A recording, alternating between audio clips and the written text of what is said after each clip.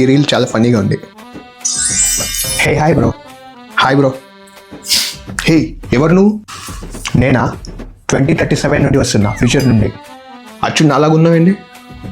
నేను నువ్వే బ్రో. నిజంగానా? నిజమే బ్రో.